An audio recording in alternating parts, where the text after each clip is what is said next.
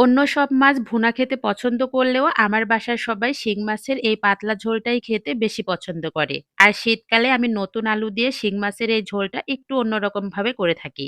আর যার কারণে এটার টেস্ট কিন্তু খুবই ভালো আসে। তো প্রথমে কড়াইয়ের মধ্যে দিয়ে দিচ্ছি পরিমাণ মতো সয়াবিন তেল। গরম তেলের মধ্যে হাফ চামচ দিয়ে দিচ্ছি গোটা জিরে, একটা দারচিনি দিয়ে দিচ্ছি আর সাথে একটা শুকনা মরিচ। এই মসলাগুলোকে তেলের মধ্যে ১০ সেকেন্ড ভেজে নিয়ে দিয়ে দিচ্ছি একটা বড় সাইজের পেঁয়াজ কুচি। পেঁয়াজ কুচি তেলের মধ্যে একটু ভেজে নিয়ে দিয়ে দিচ্ছি ২ চামচ পরিমাণ পেঁয়াজ বাটা। পেঁয়াজ বাটাটাও তেলের মধ্যে প্রথমে কিছুক্ষণ ভেজে নিয়ে এরপর দিয়ে দিচ্ছি ২ চামচ পরিমাণ আদা, রসুন আর জিরে বাটা। এই মসলাটাকেও তেলের মধ্যে খুব ভালো করে ভেজে নিলাম। এখন এর মধ্যে দিয়ে দিচ্ছি ১ চামচ মরিচের গুঁড়া, হাফ চামচ হলুদের গুঁড়া, হাফ চামচ ধনে আর জিরে গুঁড়া আর স্বাদমতো লবণ।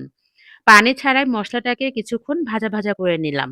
এতে করে মসলার যে কাঁচা গন্ধটা থাকে এটা একদম চলে যাবে। এরপরে আমি হাফ কাপের মতো পানি দিয়ে মসলাটাকে সময় নিয়ে খুব ভালো করে কষিয়ে নিচ্ছি। মসলাটা কষানো হয়ে গিয়েছে। এবার কষানো মসলার মধ্যে এক, এক করে আগে থেকেই কেটে পরিষ্কার করে রাখা শিং মাছগুলো দিয়ে দিচ্ছি। এই মাছগুলো কিন্তু একদম দেশি শিং মাছ, তাই সাইজে একটু ছোট, তবে খেতে অনেক বেশি মজার। মসলার সাথে প্রথমে শিং মাছগুলোকে ভালো করে নেড়েচেড়ে কিছুক্ষণ মিশিয়ে নিলাম। এরপরে কষানোর জন্য হাফ কাপ মতো পানি দিয়ে দিলাম। সবকিছুকে ভালো করে নেড়েচেড়ে মিশিয়ে নিয়ে এবার বেশ কিছুক্ষণ মসলার সাথে মাছ কষিয়ে নিচ্ছি। মাছ কষানো হয়ে গেলে এবার সেই মসলার মধ্যে থেকে মাছগুলোকে আমি উঠিয়ে নিচ্ছি। প্রথমেই কিন্তু বলেছিলাম শিং মাছের এই ঝোল রান্নাটা আমি একটু অন্যরকমভাবে করে থাকি।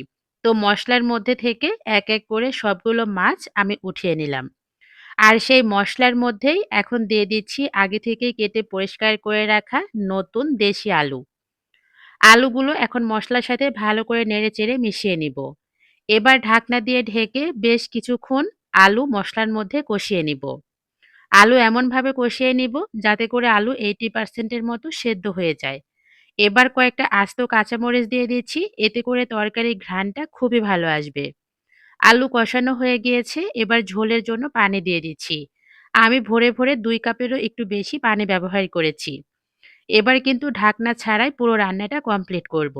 এতে করে তরকারির কালারটা খুবই সুন্দর আসবে। ঝোলটা ফুটে উঠলে আমি সেই কষিয়ে রাখা মাছগুলো এর মধ্যে দিয়ে দিচ্ছি। মাছগুলো দেওয়ার পরে আমি মোটামুটি ৫ থেকে ৭ মিনিটের মতো রান্না করে নিয়েছি। লবণটা চেক করে নিয়েছি। লবণটা একটু দেওয়ার দরকার ছিল, তাই হাফ চামচের মতো লবণ দিয়ে দিয়েছি। আর লাস্টে দিয়ে দিয়েছি ভাজা জিরের গুঁড়া। ভাজা জিরের গুঁড়া দিয়েই কিন্তু তরকারিটা আমি নামিয়ে নিচ্ছি। শিং মাছ তো অনেকেই অনেকভাবে রান্না করে খেয়ে থাকেন। তবে নতুন আলু দিয়ে শিং মাছের এই পাতলা ঝোলটা একদিন এভাবে করে খাবেন। আশা করছি আপনাদের কাছেও ভালো লাগবে। গরম, গরম ভাতের সাথে এই শিং মাছের পাতলা ঝোল থাকলে আর কিছুই লাগে না। তো সবাই ভালো থাকবেন। আজকে চলে যাই। আল্লাহ হাফেজ। আসসালামু আলাইকুম।